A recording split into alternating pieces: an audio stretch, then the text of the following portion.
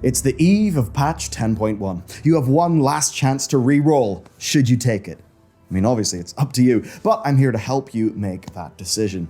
So, here today, we'll cover the specs that have won big in the new patch roulette, and those who have sat out the back nursing an empty, tear-stained bottle, because there are a few that have been a bit left behind. Now, I'll do things a bit differently. Let's get the bad news out of the way first, unless, of course, you really like some of those specs, like me and Hunter, and maybe feel a bit sad. Okay, remember though, tuning can change absolutely everything on a dime within the first few weeks. So today we are talking about design, how good things feel to play. Though, where there is strong enough evidence, yes, I'll cover a bit of balance too. Alright, let's get it out of the way. Bear Druids. You guys got some slight buffs, and the big artifact bear form got new combat animations. Looks pretty sick, but they are still the spec that nobody wants to touch.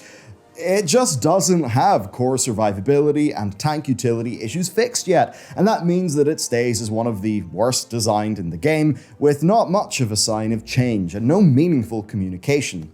That said, there are some mixed reports, right, on whether or not they will be good as we come into this new patch, right? Now, they certainly will be playable, possibly even good, maybe. But the expectations are that they are more than fine for most content in the game, but that you're kind of playing on hard mode compared to just picking Prot Paladin, and you're going to feel a little bit handicapped trying to run those plus 20 keys or maybe heading into early mythic raiding. TLDR, if you want to have a really good time tanking, perhaps consider something else, and if you're absolutely married to your druid, hey, there's always Feral. You won't be tanking, but Feral's pretty speedy and fun. And as a final serious note, they need a talent tree rework, Blizzard. They need something to the same scale as what Shadow Priests, that I'm going to talk about today, as what they got, maybe what Ret Paladin got. So, Bears, keep huffing that copium. Maybe you just have to wait out a few more patches before you finally get some love. If you like Arcane as it is, then you are probably fine to keep on playing Arcane. But the general buzz is that it's not really great. The new tier set bonus is targeted at making their downtime between burn phases a bit more effective. But that's not necessarily helpful where, they really shine, right? And to make it somewhat worse, the mage version of the class trinket relies on pressing AoE buttons to activate it, which is pretty weak when compared to other classes' versions. Now, there are some minor improvements to the duration of Radiant Spark, which, does result in some smoother gameplay. And Touch of the Magi as well, which is a buff that might be a nerf because of explosion timings, but overall, they most likely fall a bit below Fire and Frost as the season goes on because of their lack of AoE, tier that does not boost their burst, and the current tuning. Now, that being said, there are some interesting rotation changes that are being tested by the finest mage researchers in the deep bowels of the class discords, and that could result in them being a bit of a dark horse.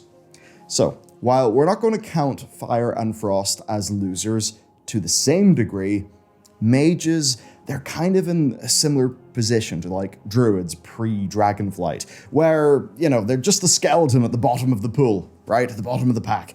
Even if your class isn't bad, not getting attention from the devs means that mages as a whole just sort of feel like they're falling behind a little bit. Whereas, say, boomkins, warlocks, and shadow priests, they are actively being doted on and pampered by the development team. As Purum, an expert mage, has said, quote, "We function, but we're not fun."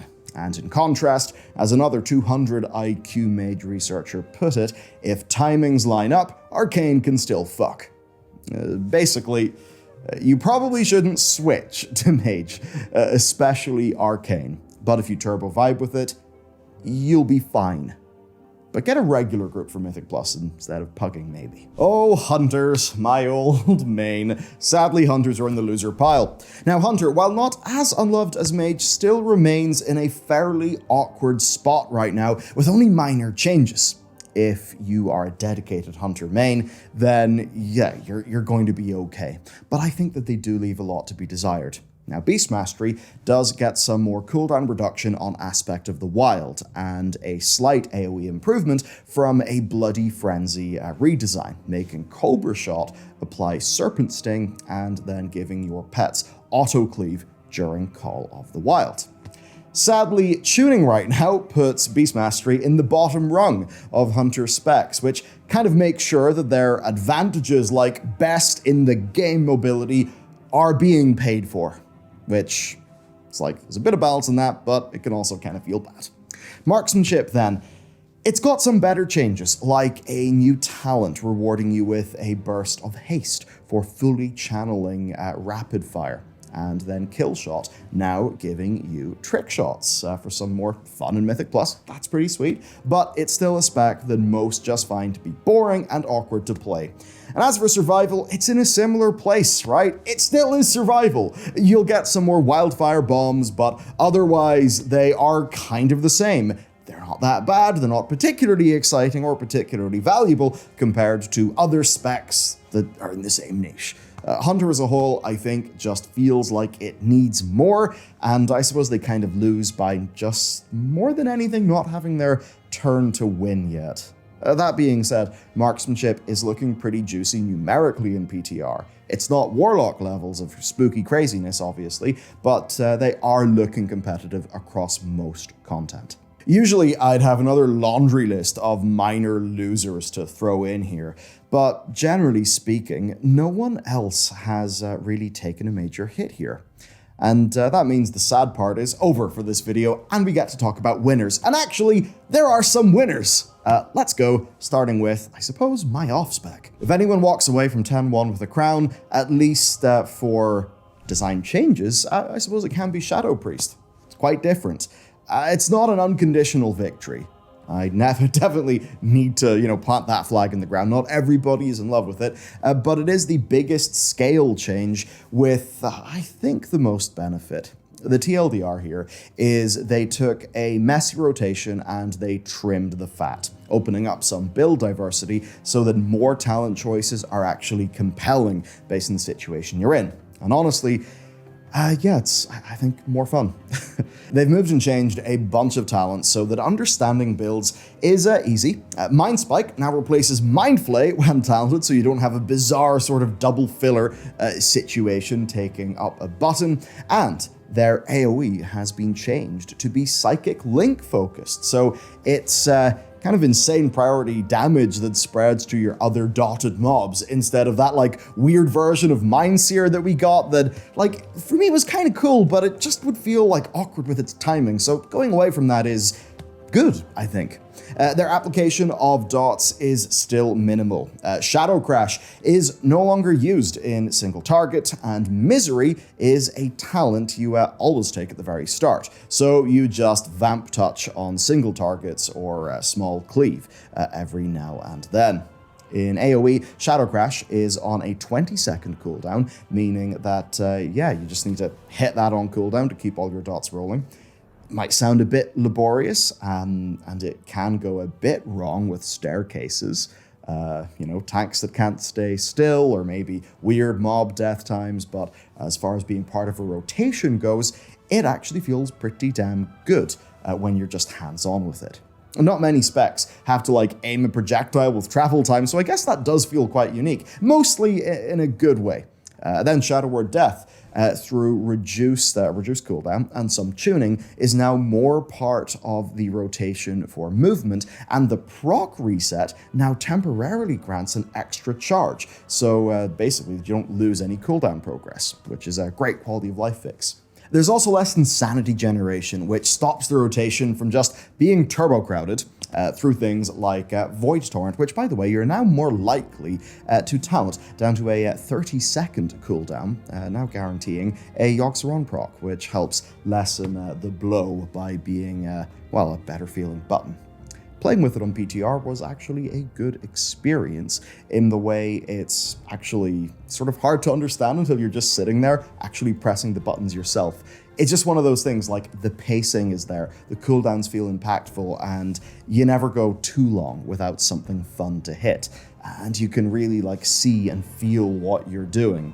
Now obviously, it's no Legion Shadow Priest, never will be again, but I think it's good.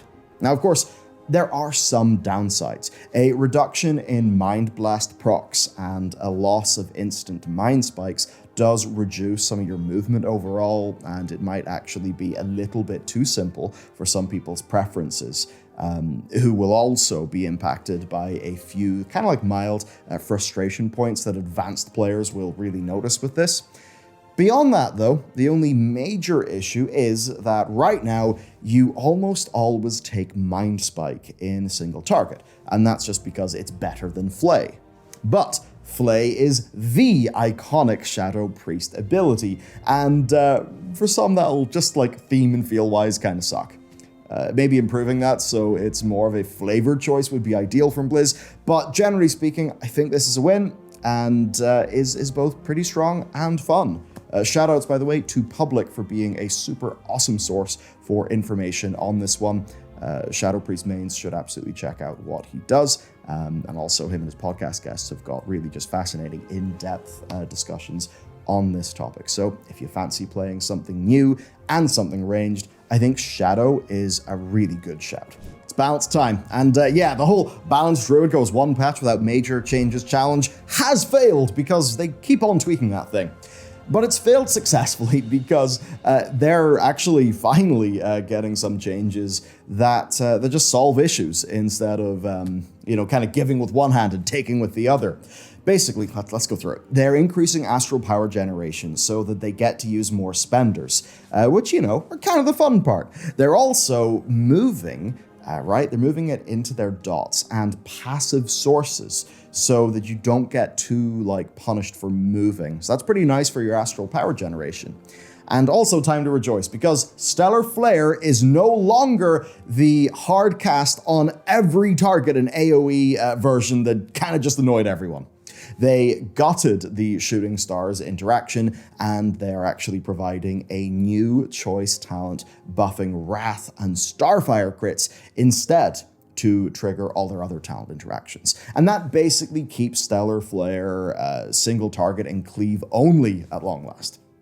While they're at it, they're also buffing some of their later, more unused talents to feel better and just see more use. So generally speaking, they still do have some balance problems and some talent selection issues.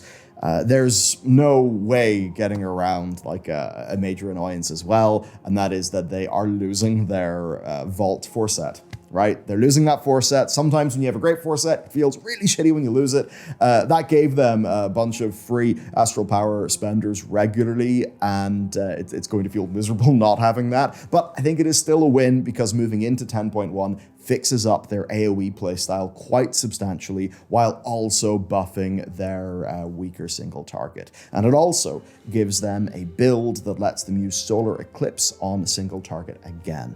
And for those who were not aware, Boomkins on single target used to go into Lunar Eclipse, their AoE phase, but still press Wrath, which kind of goes against the obvious design intent. So anyway, that's mostly fixed now. Devastation Evoker, obviously the new addition to the game, is getting a series of design changes that actually does look like a real solid iteration on problems that slipped past Blizz in Season 1.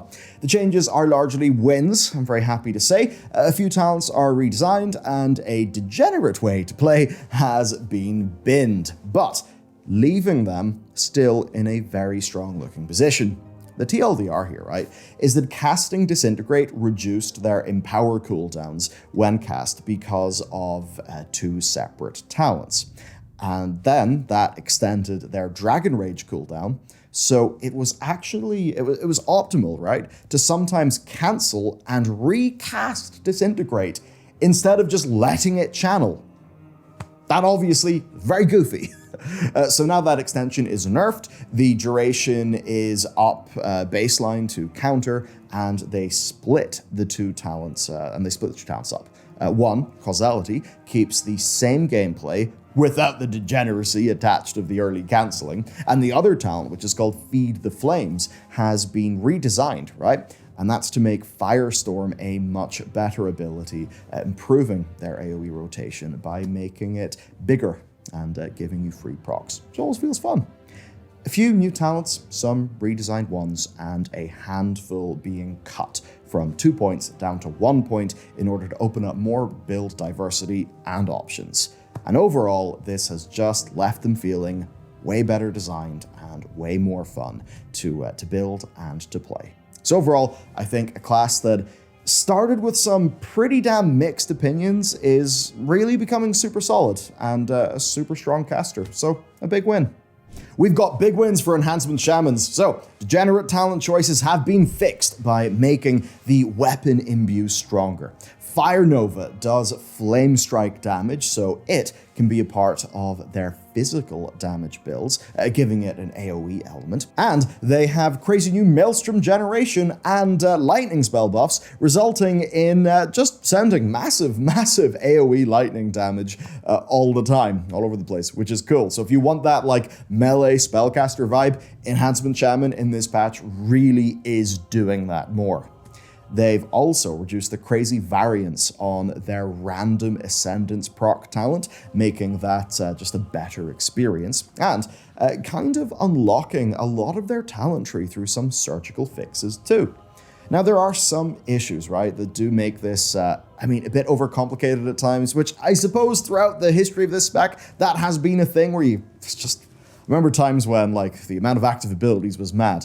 But anyway, can be a bit complicated with choosing, like, what spell to spend on, but generally, Enhancement is fully opening up as a crazy, good design spec with 2 real awesome core builds. Elementalist is a bit fixed, but the physical Wind Fury focused one is just, it's easy to customize for different encounters, which is, pretty awesome experience for players who just really like, they want something to just sink their teeth into with a spec. So I really like that. Also, shout out to Word Up for his, as always, bloody brilliant analysis on all of this, and shout outs to the Enhancement Shaman devs for, what may be some of their like low-key best work in a talent tree yet. Paladins, we've got to talk about Ret Paladin because, the rework happened, and despite it being nerfed a bit, it is still both top-tier strong and top-tier fun. This is just a gold standard for a melee DPS. It's a real good blueprint going forward too, for any reworks that Blizzard may do in later patches, so massive thumb up. And while I'm here, Prot Paladin is the tank that your tank wishes they could be, as the 1007 ret changes have really helped them out drastically as well. Prot, they've got damage, they've got tankiness, they've got utility in spades, with like no meaningful downsides and a relatively simple baseline playstyle. And to make things better, there was a nerf to how long interrupts actually like lock enemy casts in 10.1, but it doesn't apply to Avenger Shield.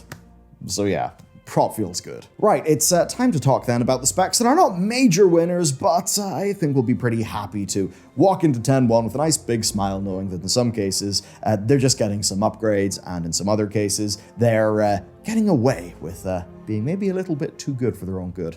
Okay, Blood DK. It may be the hardest tank to play optimally, but nothing in the game has the sheer potential in their hands like they do. The amount of defensive utility and just mechanic cheesing nonsense that they are miraculously allowed to have. It's astonishing, and it's really good for them. It makes them a joy to play, in a sort of like a high risk, high reward situation. Like if that's fun to you, you'll love them.